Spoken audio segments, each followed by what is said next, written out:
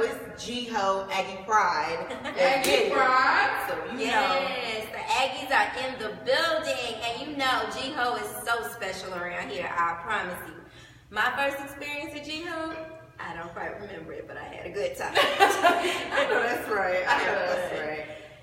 Yeah, G-Ho is the greatest homecoming on earth. Greatest. I mean, we're going, and then the lineup this year is what got everybody just hype. I mean, it's good. Honestly, I haven't been to G-Ho for like the actual concert. A couple of years. I think when Trey came, that was the last time I went. A couple of years. Yeah. I didn't think that was the last one. Girl, okay, Trey, right? So I'm excited to go to this one because Gucci just got out, haven't been here, and then the Migos. So we're gonna see, we're gonna get a little turn. So you hitting up the concert? Yeah, I think I'm gonna go to concert, and I'm gonna tell you why during training tea. I'm gonna tell you why. I think I'm gonna stick with the concert. I feel safe. I think. So, of course, you already know that Trending in the Triad is an interactive show. So I'm going to ask you, I'm going to put it straight out there. What are your plans for G-Ho? What are you doing? I heard festivities start as early as Wednesday. You got people coming in. There's a lot of stuff going on Thursday, Friday, Saturday. I promise you, me, myself, my band, we on the world tour on Saturday. I mean, we started at 12. We in at 12. Oh, so wow. 3 shows popping, so I have to put the shameless plug in there. If you want to rock with us, you got every opportunity. Aggie Fanfare, we got a day party, and we at Bar Color that night, so we gonna party like it's homecoming. I know that's right. Again, the turn up will be real, huh? Real, yes. But it's not gonna be like it used to be, because I used to be able to get straight live lit. I gotta chill. Yeah, it changes when you work, trust me. Right. But I like making money instead of spending money. That's true. G-Ho, like for real. That is true. So listen, let us know, what are your G-Ho plans? You got your outfits, you ready, you got your hair done. Look, is that wig split? Because if it's not, I'm going to go ahead and tell you, one of our sponsors can go ahead and hook you up. Make sure you shout out to Weave Doctors and book that appointment. Don't be caught out in G-Ho looking like, oh no. Looking crazy. God. It's going to be way too many people out here. Oh, and we're going to be checking. If your weave ain't tight, we're going to tell you that night. Okay? That's how it's going down. Like, really. All right. Again, we are at the Hard Press Studios, and this is one of the bombest places on earth. But we got to go ahead and give a shout out to Hard Press for all that they do. Now, let's keep it moving. Yes. So, I know, because it's time for trending tea. Yes. Yay. So everybody's talking about it. Literally the whole world is talking about the Vegas shooting. Yeah. All right. So there recently was a shooting in Vegas, and it was like literally I think they're saying like one of the biggest massacres. Like it's crazy. The latest death toll was 59. 59, and over 100 injured. And there's actually 400. 400. Over 400 injured. 400. 5 now. 5. Correction. And they're saying all of this occurred from one man in a hotel, like on a 30-something floor of the Mandalay Hotel at that in Vegas, and literally shooting down during a concert among hundreds, if not thousands of people, 30,000, and literally laying them out. He is now deceased, of course. I mean, FBI, of course, everybody, they got him, got in the room. But I mean, just the aftermath, the impact, I mean, it's absolutely ridiculous. And not to mention how the president kind of reacted to everything. I have to be honest. I'm a veteran, and this has not been my favorite president. However, what I will say is that this is the most compassionate that I've ever seen him, even though he has an issue with compassion. This is the most human side that I've seen of him. But at the same time, it's a lot of speculation that's going around. It's a lot of conspiracy theories that are going around, but it doesn't change one thing. 59 people died. 59 people that that were vacationing, enjoying themselves, enjoying a country concert nonetheless. Now, I'm going to say this, and I'm not trying to be funny, but most of the time when you hear about so much violence and destruction, it's automatically associated with hip-hop. It's automatically saying, oh, because of the hip-hop crowd and because these guys are always promoting gun violence and things of that sort, because it's usually associated with hip-hop, I think that's what's more shocking to everyone is that these people are chilling at a country concert. I'm going to be honest, my first question was, was he black? And he was not. And when they said he was not, I was like, oh my goodness. He was not, and his living girlfriend is actually Filipino as well. You know, it's a lot of things that took place, but I'll say this much: we are grieving for Las Vegas and for the people that are associated with Las Vegas, because not everybody that was killed was a Las Vegas resident. There were people from all over the world that were there. Right. So while this isn't an act of terrorism officially, even on our own grounds, it was terroristic to those that were impacted and affected. Absolutely, I definitely agree. And like you said, the most important thing is that we really put all of our support to these people and make sure that they get the help and the support that they need. I mean, then when you think about just everything that's going on, and that's why honestly I really didn't want to look, to be honest, too much into the Vegas shooting, because there's just so much death going on. Even in the Triad, you know, with the car chase that went on, and you know, 5 people died from that. I mean, and like you said, I know you said you knew one of the people. Yeah, I did know one of the guys. I knew him. I knew his stage name because he was a performer. He did music around here, and he was also a hairstylist. They call him Dynamite. And he was just, most of the time when you met him, he was just a good guy. You know, just very positive, good spirit. You know, everybody has their demons that they fight and their things that they go through. But definitely want to send our condolences from trending in the Triad to some of our own, because at the end of the day, there is a lot of violence. There was a shooting at Waffle House last night on Randleman Road, and a man lost his life. Dead on arrival. So we have to be conscious of what's happening, right? And as a community, attempt to come together and try to heal. It's not about black and white anymore. It's not about hip hop. It's not about, you know, rock. There's no separation. Right. Death can hit anybody at any time.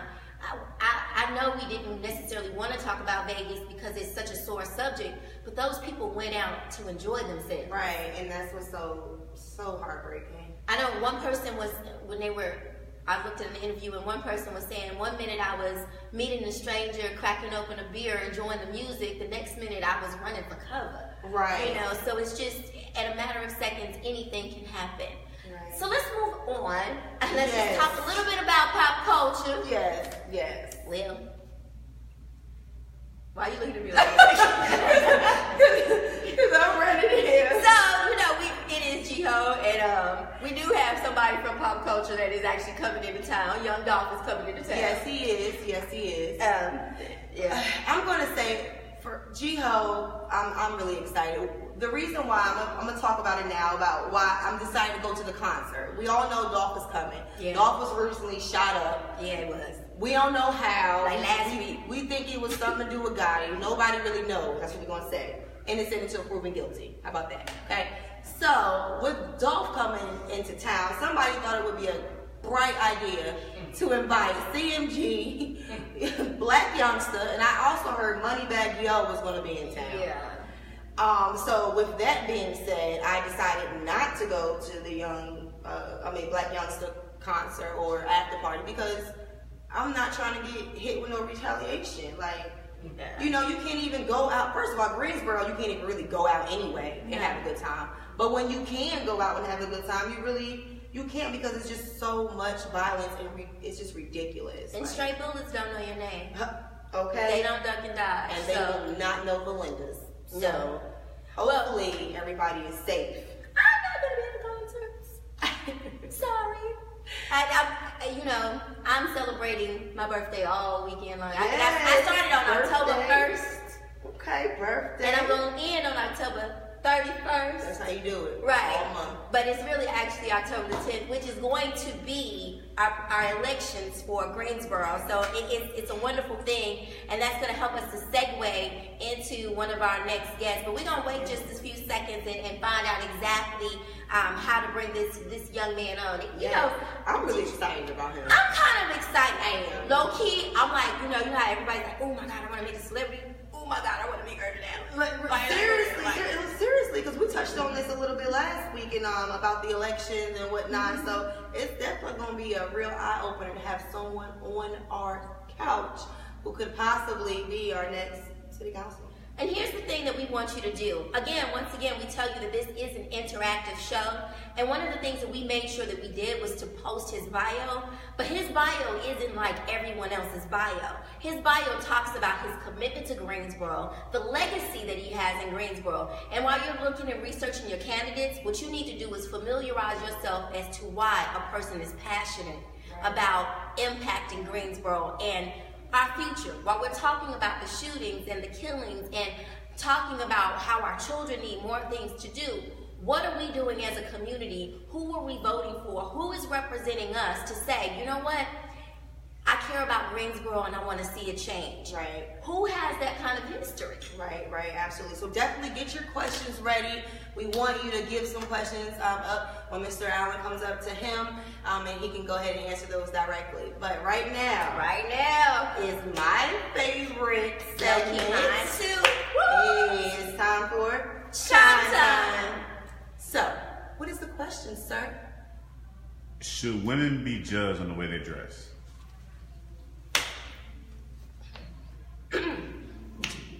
I'm gonna be wild. Well, I mean, that's kind of like a twofold question if you ask me, because I feel like a person dresses the way they feel or the way they feel comfortable, what I guess represents them the best. So if a person decides to dress a certain way, I mean, they're kind of telling you that's the kind of way that that's kind of what they, I think you kind of should, because they're kind of giving you that's what they're telling you, like, you got to call it what it is. I mean, if you want to dress like that, then you're putting that aura off, like, yeah, I want that. That's what I'm into type of thing. That's how I feel. So I feel like, yeah, at the end of the day, you kind of, yeah. Yeah. Y'all know I play devil's advocate all the time. If men aren't judged on how they dress, why should you judge me on how I dress? I'm gonna be honest about it. I'm like a chameleon, and that's because I wear so many hats. When I'm in a professional environment, you will see me with my suits, my heels, and everything is prim, proper, and to the T. But keep in mind that I'm an artist. And like Badu said, I'm sensitive about but anyway, so that means when I'm in my artistry, sometimes you might get a little bit more. I might give it to the people. That doesn't mean that anything that you give to me that I deserve. That means that I'm a brand and I'm a product. And being a brand and a product, I choose how I want to deliver. Now, sometimes I might be bohemic.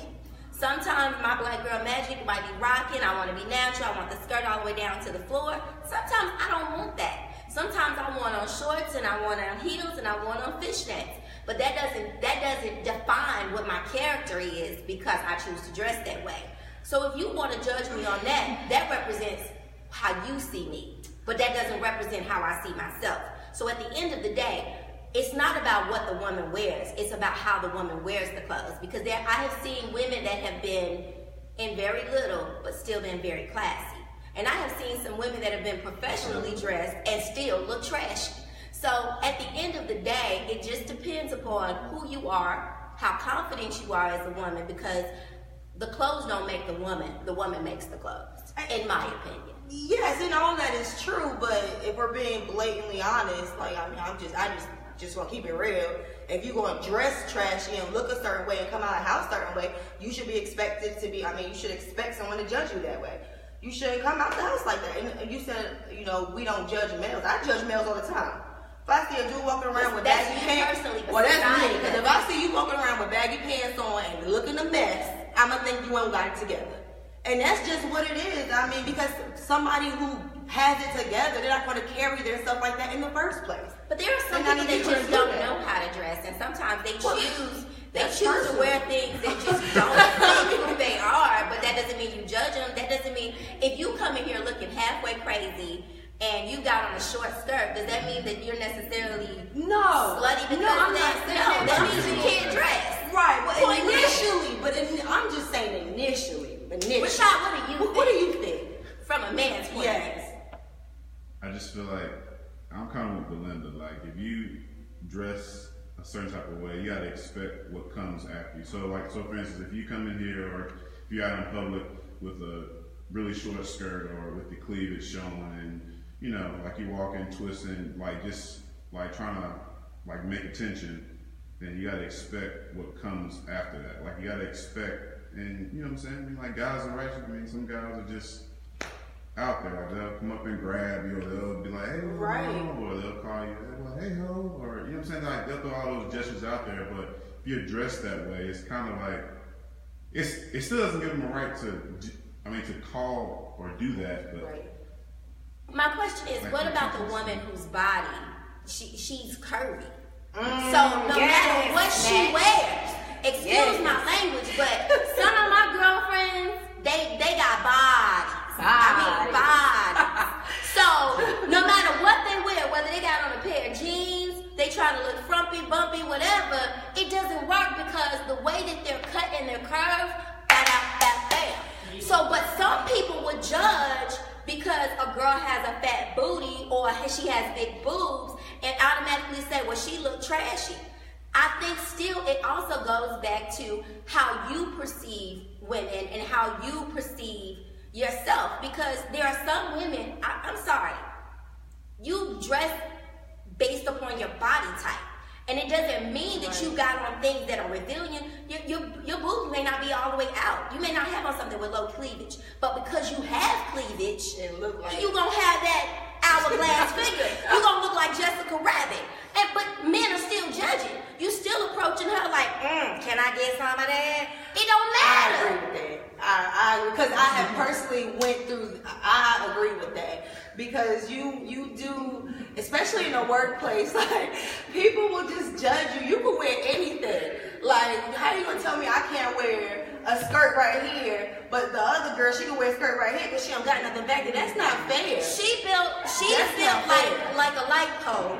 Right. And ain't got one curve to first. Right. But she ain't gotta go home, but because you got a booty, I agree. You gotta go home. I agree. So wrapping it up, thank you for proving my point. All right, moving right along. Again, we have City Council at large. Yes. I'm gonna say elect because I think it's gonna go there. Yes. We have Mr. Irvin Allen on our show. Wait a minute, let me get that right. Irvin Allen Jr. Am I correct? David Allen.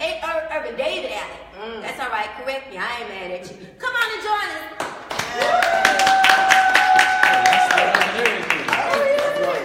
Thank you. He's a voter guy, and that's my information sheet.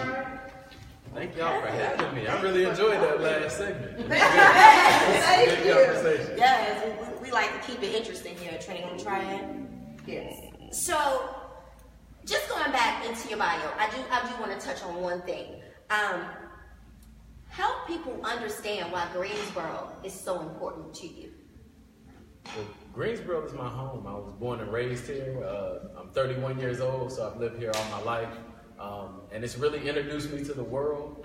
My family has a long, rich history here in the city. Let's talk about how long their history is. How many years did they go back? Yeah, my grandfather was raised here by his aunt, and so they've been in the city for well over 100 years. Wow. Here in Greensboro. My uncle was one of the Anti-4, David Richmond, who helped desegregate downtown Greensboro. Right. My father was a civil rights attorney, and he was also elected here in the city as the first black Superior Court justice since Reconstruction here in Guilford County. So we got a little history here. Just a little bit. Wow. So you stated that you're 31 years of age. Now there would be some candidates would say, he's young, he hasn't really done anything. But I want to touch on what you have done, because just looking and understanding who you are, you've already had some impact on Greensboro. So can we talk about Ignite? Absolutely. Can we just talk about some things? Tell us about what you've done. Let's just talk about some things. toot your horn a little bit. Tell them why you got that going on. So I've been a community organizer here for the last 9 years in the city. I work for Ignite NC, like you said. They're the largest statewide youth-led and youth-focused organization in the state of North Carolina. I worked with them for 4 years, and I was over the Triad region, so we work with students all over the Triad. I work with the Beloved Community Center, which is another staple here in the city for social justice work. They've been doing it since about the 50s. So they're a really great organization. I helped start the Black Lives Matter chapter here in Greensboro, Black Lives Matter Gate City. I'm a part of the Human Relations Commission for District 2 right now. So I serve as a liaison for citizens to talk to the council right now. Been doing that for the last year and a half. And I started a program called Books and Black Youth about 3 months ago here in Greensboro.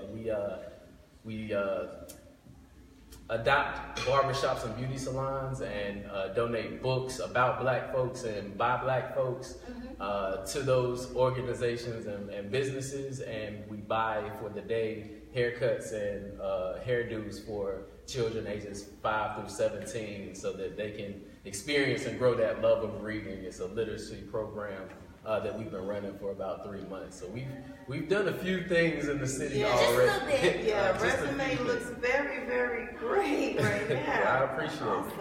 Awesome. So tell me something. Not everybody has vast political knowledge. What is the difference between a city council at large and one that's just attached to a particular district? Help us understand what that role will be if you're able to get elected into that position, or win. Let's go ahead and put a lot of words. Win, you're win. Yeah, definitely. So Greensboro has a system where we have a weak mayor system, and that just means that the mayor's powers are spread between folks that represent you at large. So you really have 4 representatives in the city. You've got your district representative. Right now we're in District 1, so Sharon Hightower is the representative for this district. Then you have 3 at-large representatives that are supposed to represent you, the city as a whole, and so you're supposed to, they're also accountable to you outside of your district, and then you've got the mayor. And the mayor splits power between the at-large and the district folks. Everybody works together, and you usually need 5 votes on the council to get something to move. And so that's really how our system is set up in the city. I decided to run at large just because not only have we been doing work for a long time here in the city, and so we've got a vision that can reach the entire city, but I'm also just interested in dealing with the disparities from East Greensboro and West Greensboro. And I think that if you're in a district, then it's harder to deal with problems across the city. So I decided to run at large so that we can try and fix some of these problems together as a whole city. My last question, I'm sorry, do we have an Alpha Camera question? How long have you been wanting to do this? Run for office, not very long. I was one of the folks that said I wouldn't run for office until I got a closer look at how the system works, and I've been working with some of the folks for the last 2 years. So really about the last year and a half, I've been having a conversation about whether to enter politics or not. Can you tell us, what is your platform? Everybody has that thing that's to their heart. Every politician has something that they stand up on, and it may be a number of things. What makes Irvin David Allen different from the other candidates that are on the ticket, and what would you like to see happen when you do get in office? Well, I think we've narrowed our platform down to 4 things. All right. They're on our form, but I think the things that we talk about in the city are about building an identity for Greensboro. Greensboro's got a rich history, but our identity's been lost, and so we want to kind of capture that imagination of the people as a whole and rebuild a brand that we can sell to the world of Greensboro. That's the first thing. Then we want to talk about growth and investment. Greensboro's been growing a lot. You see all the construction that's going on. But we want our people to grow along with our city. So we don't just want to build buildings and invest in industries. We want to invest in people so that our folks can get the jobs that they need to have to be able to have successful lives. Investment, we want to invest in everybody, but particularly in our young people in the city, because I think that's connected to a lot of the problems that we're seeing now with the community violence that we've been experiencing, and a lot of the things that we're seeing with poverty and housing in the city is because we're not being intentional about investing in young folks and giving them things to do in the city, places to live, and jobs to work in. And the final thing that we talk about is just displaying bold leadership, because right now we've got some good folks on council and some that haven't been moving the ball forward for us. So I think we need bold leadership that's willing to step forward and be in touch with the people and let them know what's going on. Absolutely. First and foremost, we want to tell you thank you so much. Yes. And I'm not saying that we're ending, but we want to say thank you just for stepping up and trying to fill that gap, especially as a young person, because I have noticed that a lot of our candidates are more senior. So there is a gap that needs to be bridged, and we do need to get the generations talking, so that we can start to have some improvement. I want you to talk about, number one, the primary election, and then I want you to talk about our November elections, and just tell people, because some people are not educated in the process. Just give us a little tidbit on that. And Definitely. So the process, we have a primary election coming up on Tuesday, October 10th. And that's the first vote. That's when we narrow the field down. Right now, there are 15 folks running for at-large. There are 3 folks running for mayor, and there's at least 3 people running in each district.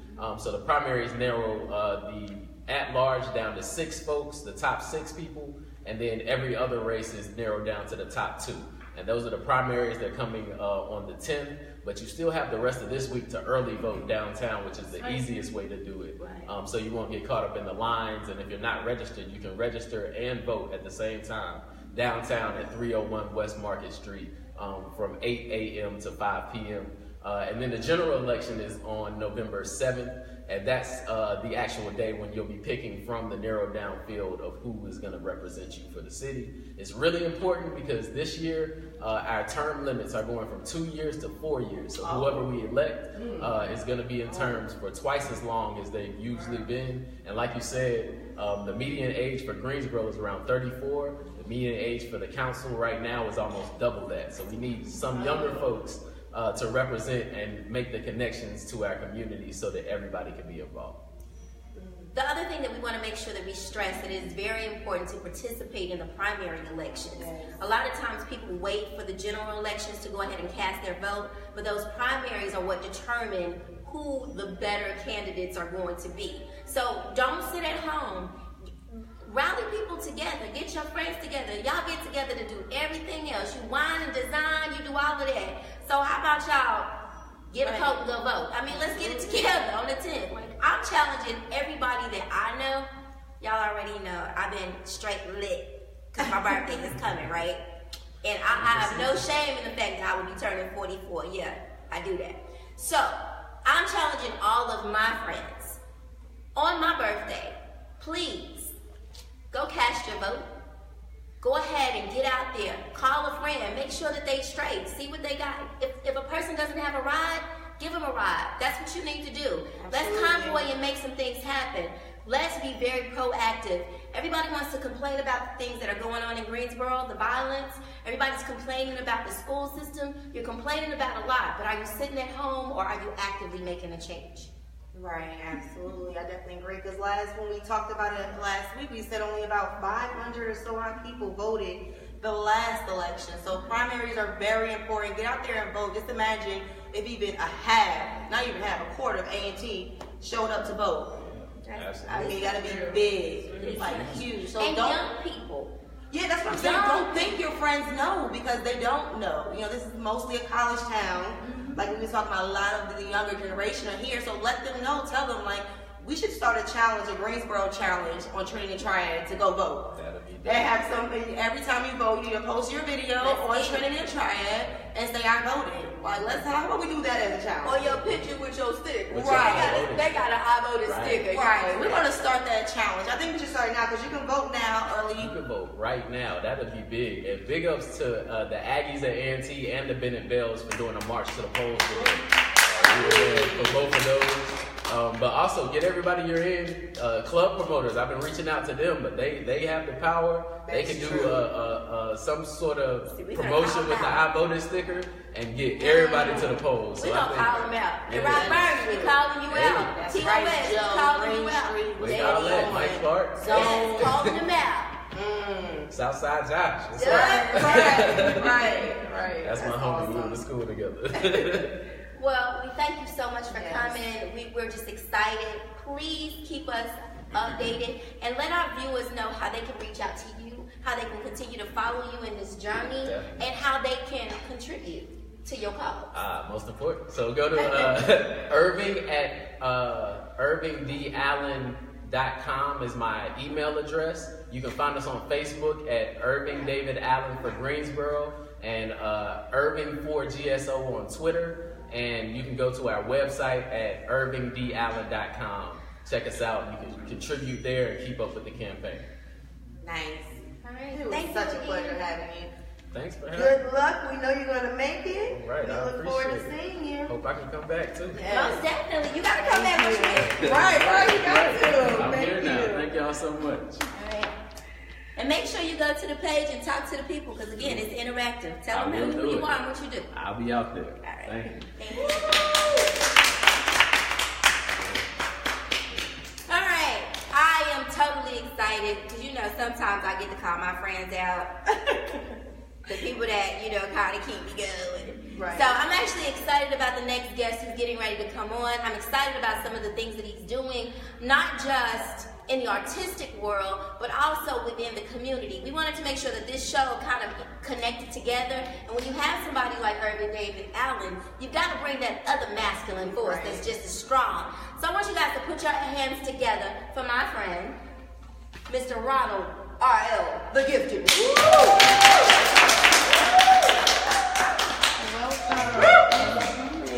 Thank you for having me. Thank you. It's a pleasure to be here. Irvin Allen for mayor. Speak those things. Speak that. So, let's talk about it. I could go there and buy y'all. I could just go punch. Most people don't know that I'm actually a spoken word artist because I've kind of pulled away from that side of life for a second. But I'm coming back. It's coming. But there are some people like Ariel, dude. Like lyrically, you are like assault rifles. Like for real. Like I had to bring you on, but I brought you not just because of your spoken word talent, but you've moved into a whole new venture. And now you have actually put together a compilation of your poems and put it together as an actual stage production. Yes. Talking about Black Girl Majestic. Yes. So, I'm sorry. I'm a black girl. And I'm somewhat regal. That makes me majestic. Was that for me? No, I'm joking. Talk about it. Talk about the production, please. Well, the play is based on poems from these two CDs that I put together called Love Notes Volume 1 and Love Notes 2. And a couple of them are also going to be featured from my new CD, Love Notes 3, which is probably going to come maybe late November, early December. My belief was that there's not a lot in our atmosphere, particularly on television, that celebrates black women strongly. The images that we got there, she's either ratchet, she's on reality shows, she's not positive. We don't have those Claire Huxtables anymore, those strong women that are out there. I know there are a lot of sorry Scandal fans. There are a lot of you like that type of sister, but there are many powerful women out there, and I think black women should be celebrated more than what we see in the music industry and the R&B industry. Does not celebrate them the way they're supposed to be celebrated in that way. So I put together a story about a young lady named Nefertiti, and Nefertiti's about to go off to college. And so her mother decides to have a rite of passage conversation between her, her two aunts, and Nefertiti to tell her about the things she's going to face as a black woman, the struggles of dealing with other women, dealing with loss and hurt, domestic abuse, which I know you're an advocate for, and even as a mother, and so a new birth. So there are a lot of things, the ups and downs that women go through in life, and so I wanted to do that through my poem. So it's like a poetic opera celebrating black women, and I'm very proud of it. We actually did it earlier this year, and so we're going to do it again. So it's going to be the encore for Black Girl Majestic. So tell us where, I already know where it's going to be. Tell us where it's going to be and when it's going to be and how people can get tickets. Well, it's going to be November the 4th, 7 p.m. at the Power Play Center, which is at Evangel Fellowship Church, which is at the end of East Cone Boulevard, right down there where that big Walmart is at, off Cone Boulevard. Off that exit. It's going to be we're not going to do tickets. We did tickets before. We want people to just come, bring a $7 donation, bring all your friends. But what I would like is to be a family environment, because I heard a lot of women who came, they wish they had brought their mothers and sisters. So we're asking all young ladies to bring your daughters, bring your moms, bring your grandmothers, if you have a group of girls, if you're part of a sorority, bring them all out and come experience, because we want to celebrate all women on that night. We don't have a lot in our country, in our music, on television, anywhere that really pushes the music. Pushes the agenda for how powerful and how mighty and how strong our women are, and our mothers and our daughters. We see Black Girls Rock on BET. That's nice, but it's a shame. It's like it's almost like it almost feels like it's an eclipse. It's like it's one time and then it's gone, and then we're right back to women fighting and disrespecting, throwing drinks on each other, and calling each other the B word on Bravo and on VH1 and all these crazy shows. And I think there's more to it than what we're teaching our daughters. And I'm being a father of daughters, I want they're coming up in a rough time right now. It's enough that the violence, and we are also under a presidency that is very frightening, that is very misogynistic toward women. You saw from the campaign. And even now, our good friend Irvin Allen, he's a new father. You know what I'm saying? And he's an advocate. He works with young women, and I think we have to do more in the community to push more. So I want to be more than just a play. I want it to be an experience, a message to uplift all the time that we need you. We can't make it without you. You're more than just the person that's in the kitchen or the one that's changing the diapers. You are powerful. Your CEOs, your investors, you run the world, and we need you. We can't make it without you. You are our foundation. You birthed us, you carried us, and you're still carrying us. You better preach over here.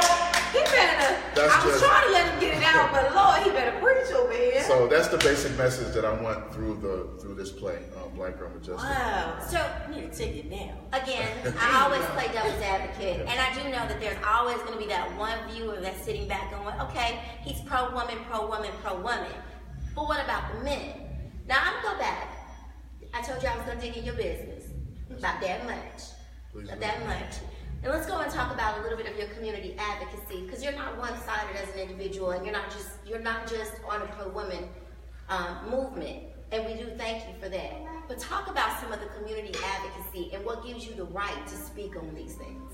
Well, I have an organization called BOLT, which stands for Building Ongoing Legacies Together. It's a mentorship program for single parent sons about the ages of 8 to 16. I deal with a lot of young men who we're trying to teach them life skills, how to stand up as young men in the community, how to teach them now. Don't wait until they're 13, 14 and tell them, what's your plan in life? What are you trying to do? So we're trying to get them at 9 and 10 to go for their futures now, to go for education, to build something now. And everyone is not going to, as the old song says, have a good jump shot or, sling the crack rock. There's so many. We want more Irving Allens in our, not just, in our community, in the world. And actually, Irving did come to one of our sessions. He did a really great job of speaking and mentoring the young men. And so we tried to do something once a month, the third Saturday every month in Greensboro from 11 to 1. It's free. And I believe that the body, the entire body needs to be built, not just the women, but the young men. So we're trying to get them at a young age. I don't want to wait till they're 15, 16, where they're making their own decisions and they're trapped in 146 characters and their cell phones and their friends are distracted by clothes and material things. And we get them at 8, 9 years old. We want to build them right now. So we have something right now called Design Your Life. It's a series that we're teaching about how to have a plan now, and not just a plan A plan B. That if you're going to be a basketball star, there's nothing wrong with that. But what are you going to do if you hurt your knee? What are you going to do with your money? And what's going to happen when you're out there and you got all those thirst traps, people trying to steal your money, and have a business plan and take your money and doing something after retirement when you leave the league. So we're just trying to build them up from the ground up and build up their self-esteem as well and be surrogate fathers to them as well. Because like I said, most of the boys in our program are single parent sons. So we're trying to be big brothers. I do home visits. I pop in at the schools. You know, I try to talk to the mothers during the week. You know, try to keep up with them to try to make sure they know that we're fully invested in their growth, not just when they're doing bad, but when they're doing good, and so they can stay on that path to greatness. Last question. How can people get in contact with you to find out more about the things that you're doing? You're doing so much. You're doing so much. I know you host, you got the spoken word, now you got Black Girls Majestic, and then you got that. Ronald Gifted Poet Lavender on Facebook. If you're on Facebook right now, reach out to me. There's also, you can look up Building Ongoing Legacies Together. We do have a page on Facebook. We do all accepting donations. We do it out of our pockets, so maybe a congressman, that future congressman, they can get us some funding so we can take the boys to baseball games and buy them, school uniforms and all that stuff like that. But reach out to me that way on Facebook, Ronald Gifted Poet Lavender. On Instagram, Gifted Poet. I'm not Twitter. I'm not really a Twitter person, so you can't reach out to me there. 130 characters. That's every poet. I like the double. I have those days when you vent, so I got 800 characters on a Facebook post. So So we want to thank you first of all for coming and sharing. Yes. Just what you do. Now we need to see what you do. I'm excited for this. So we're gonna talk to you, but now we need you to talk to us. So you ready? Yeah, there's a stand. No, you do you. Okay. We're gonna get out of the way, and that's your camera right there. Ladies and gentlemen, put your hands together for Mr. RL, the gifted one.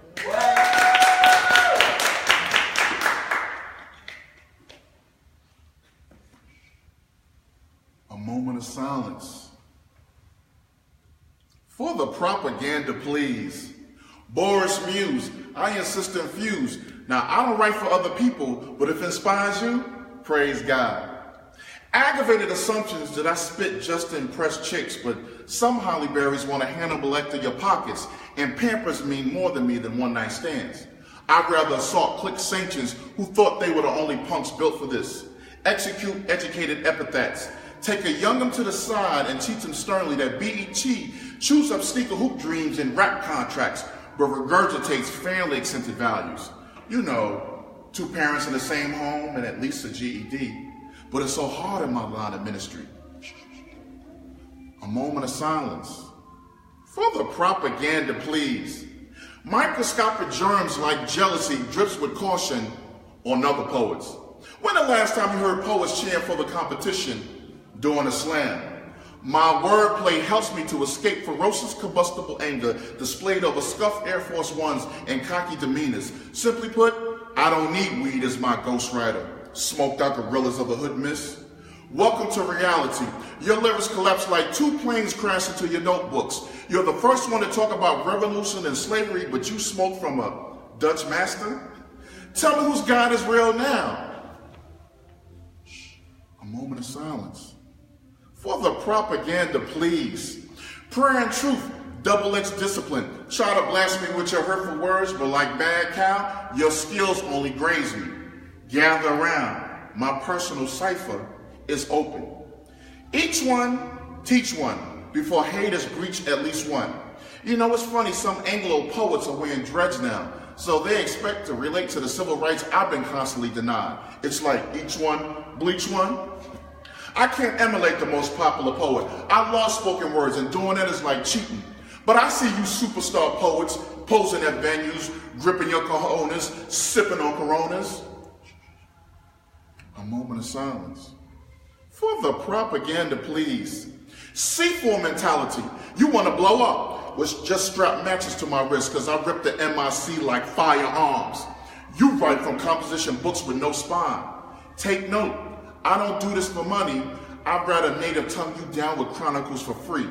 Wrap mic cords around your mental lobes. Rest easy Sunday morning as I cry ink into your veins. Only real microphone fiends can understand this.